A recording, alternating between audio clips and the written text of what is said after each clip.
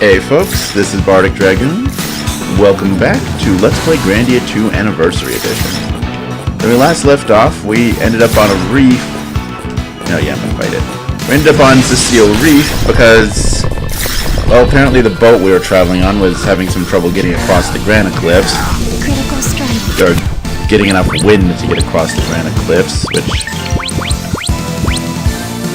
there's a reason for that.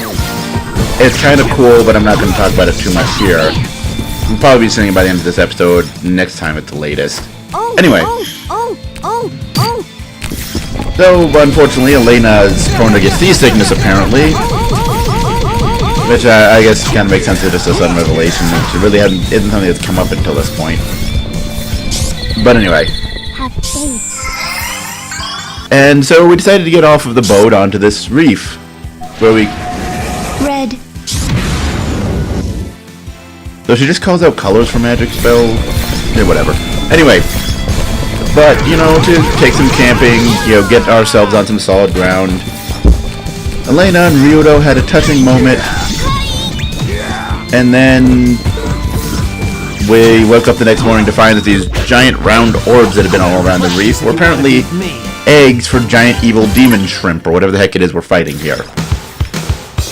And unfortunately, in trying to get away, and also realizing that, you know, if the wind picks up, the captain's pretty much just gonna leave without us.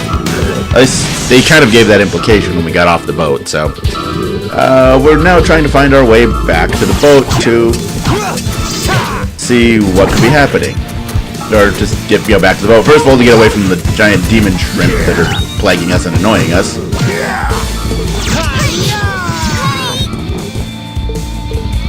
Come, oh life-bearing water. Okay, I don't get this. I put it to each own and everybody's just using normals. I don't get it.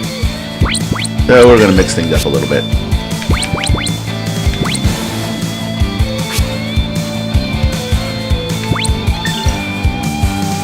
That's probably overkill.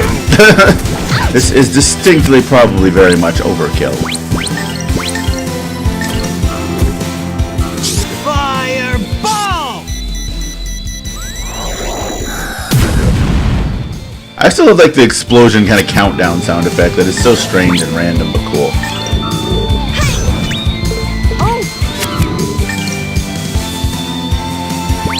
There we go, that thing's about to be dead. So let's...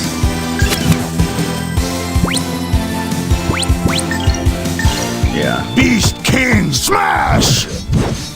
Yeah, that was way overkill.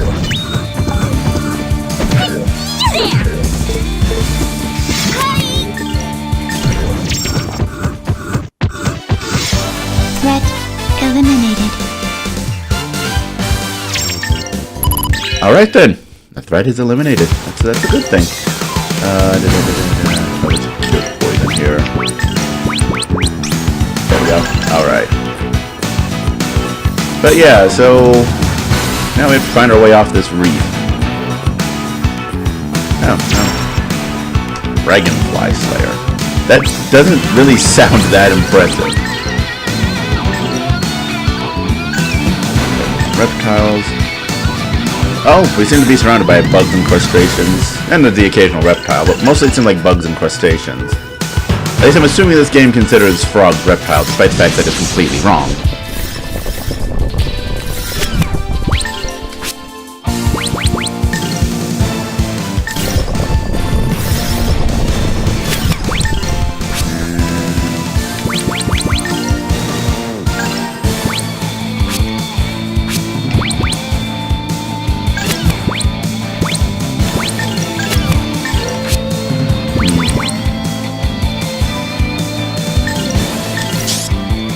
How about this? Actually, I gave Merrick the skills to be the item user, so that probably wasn't a good move on Elena's part, but here.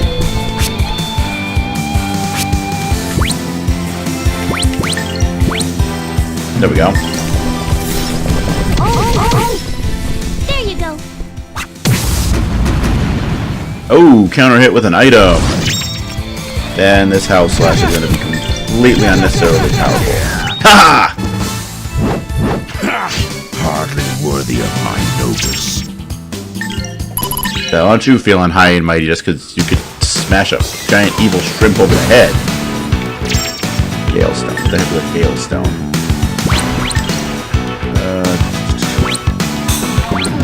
Oh. Yeah, whatever. Oh, nothing over there. Okay, so I guess we have to go down this ramp then. The particular treasure for one of the... Because, of course, this is on Steam. This is a modern game. It, of course, has achievements, because all modern games must have achievements as dictated by the law. This feels that way sometimes. Not that I'm complaining.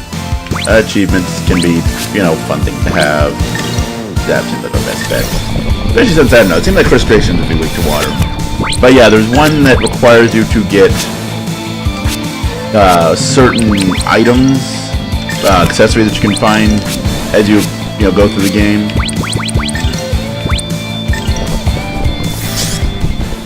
And so, yeah, one of them is located here on this reef. So, I mean, they've already kind of always been, you know, throughout these dungeons.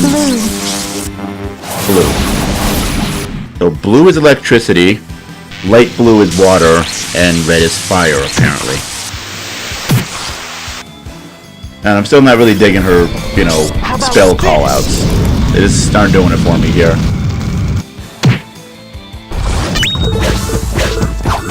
These guys were no real challenge. Of course, then again, if we're talking about random spell callout voice acting in RPGs, really nothing can beat Star Ocean until the end of time. The ditzy bird girl, she has just some of the most inane and random spell callouts ever, and it is glorious. Okay, time for some blue. Well, really, I would go more purple, but, you know, that's just me.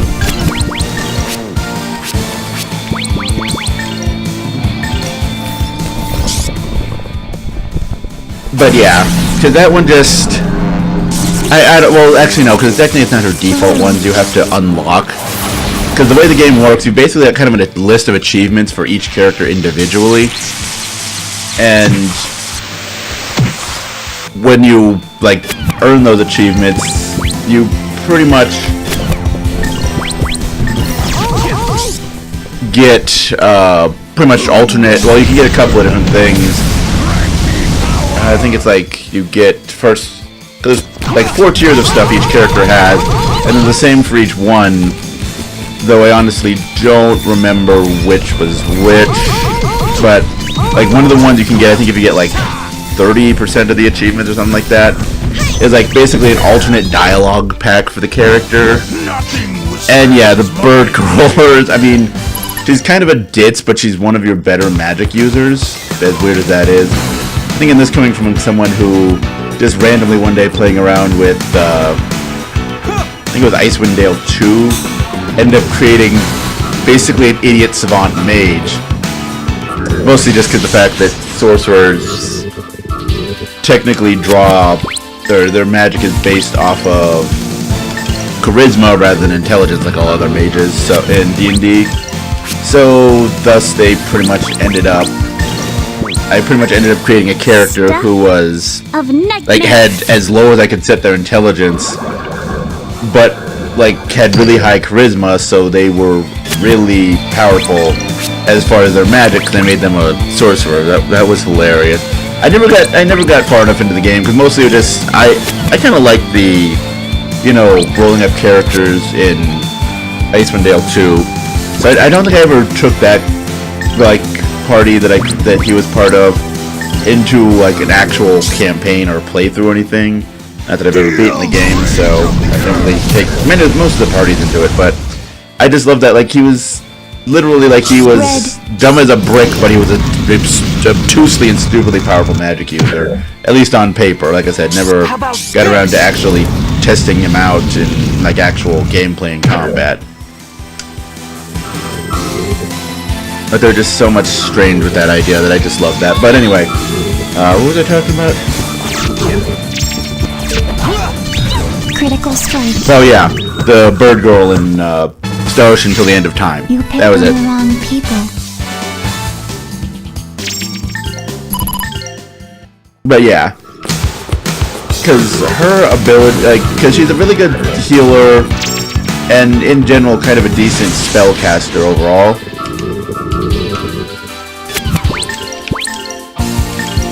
but it's like when you get the alternate spell, the alternate dialogue pack for her. Oh wow! All right. Nope. It just gives her some strange little snippets of dialogue. The one that always sticks in my head is one of the spells in the game is like Light Spear or something like that. It basically is like holy elemental, and it basically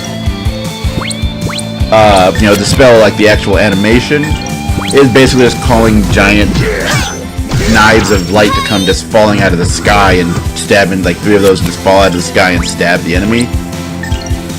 And yeah, it is, it's actually a pretty decent spell. There are some more powerful ones, but that's kind of in that the mid tier where it's like it's not really expensive, but it's fairly powerful. So considering how high MP totals can go in that game, even the most expensive spells really aren't that expensive in the grand scheme of things. But yeah, and so you get things like, you know, she uses that spell like, it's a Spear of Light! And it just, Gee, I wonder if there might be a fire-based boss coming up.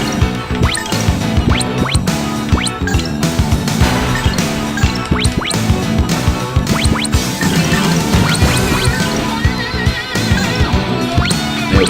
Yeah, there's a head for everybody. Alright, well, that was kind of a useless treasure. But yeah, it just, I always love that just because, like, I mean, throughout the storyline, she's very much, like, played just a kind of general, generic kind of ditz of a character. But it just, like, that one line of her, like, battle dialogue, how was I surprised? Oh, whatever. Just always amuses me for some reason. Alright, well, let's... Sky, take flight! But yeah, I mean, there are some other great ones, but for some reason that one just always sticks in my head. I don't know. Here goes! Flying Tensei Ken!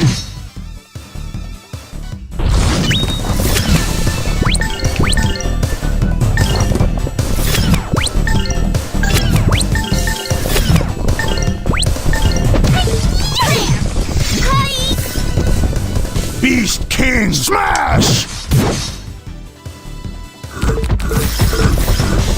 How is that thing still alive? And why is Ryu not focusing on that one? Probably because the AI figured it could get the counter hit, I guess. And I want to heal Tio after this. You better practice if you want to beat me.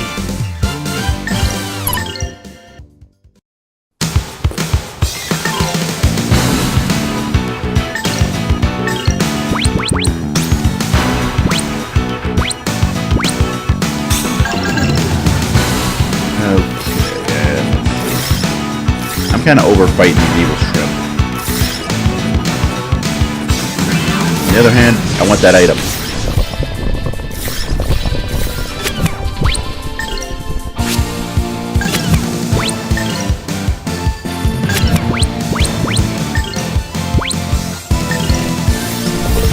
Critical strike. There we go.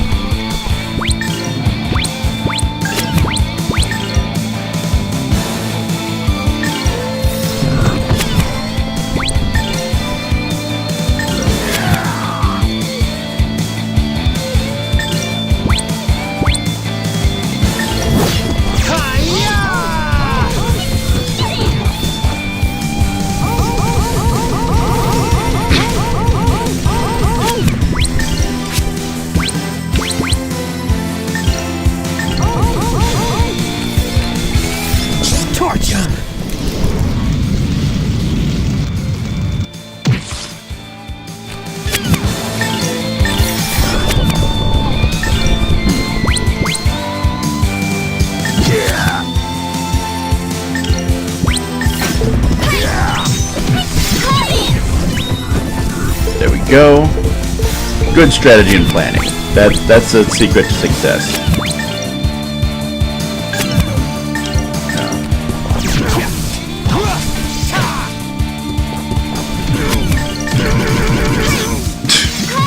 And I suppose one thing with these enemies is since their attacks are so lengthy, they have a really big counter window. Nothing withstands my So that's a thing that's cool, I guess.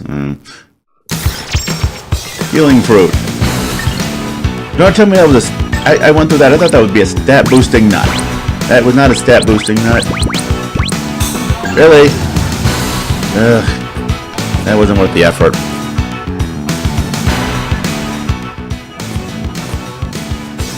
Okay.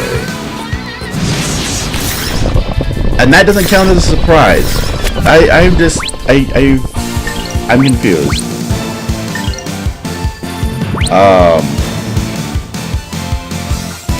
Okay, yeah, sure. Let's see how that plays out.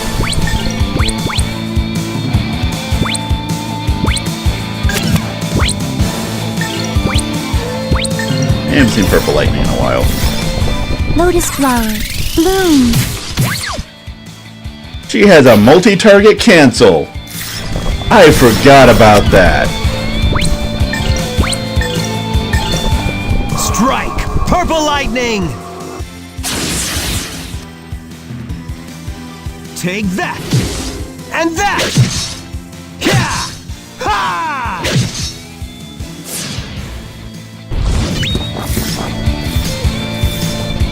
Stuff of nightmare.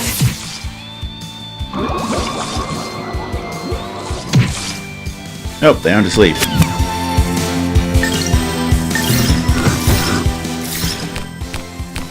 Oh no! Oh! Actually, you know what? Having her moves blocked can actually be pretty bad, considering the fact that, I mean, she has a multi-target cancel. Nothing withstands my blade. That's awesome. I just that's kind of awesome.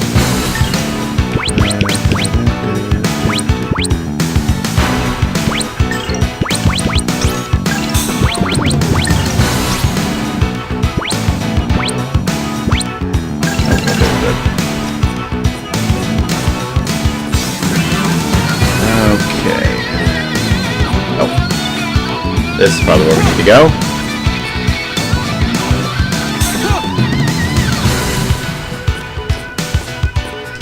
And oh, treasure chest. Oh, that wasn't a treasure chest. Those were frogs that have now snuck up on us. You know what? Let's leave it to play fair. I'm sure they can take care of it. Anyway.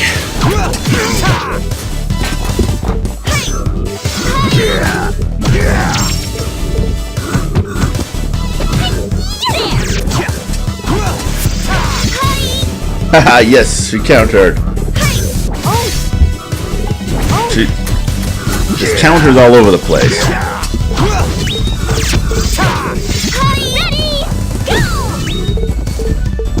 Oh, that thing actually about to attack? I wasn't paying attention to the gauge. Anyway, what was I talking about? I think I finished talking about what I was talking about, that ditzy bird girl. Ah, that's nice. I haven't played the most recent Star Ocean, so I suppose there's that to take into consideration, but I actually consider in a lot of ways The Last Hope. Did I say Till the End of Time before? I meant Last Hope. Is really the best of these Star Ocean. I mean, there are some things mechanically more interesting with Till the End of Time, but it's kind of why I'm curious to see. Like, what I've heard, it's kind of meh overall, but there we go. I think that's the one that I'm looking for. Like I mentioned, there's an achievement for getting certain belts and necklaces. I think the coral necklace is the one that you can only find here.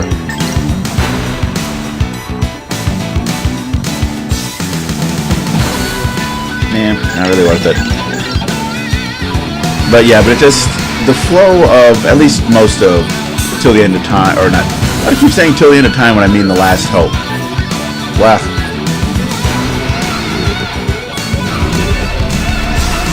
All kinds of stuff over there.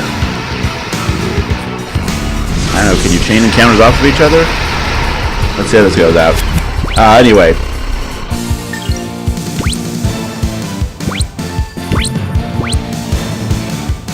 See how this plays out. But with the way, like, Lotus flower.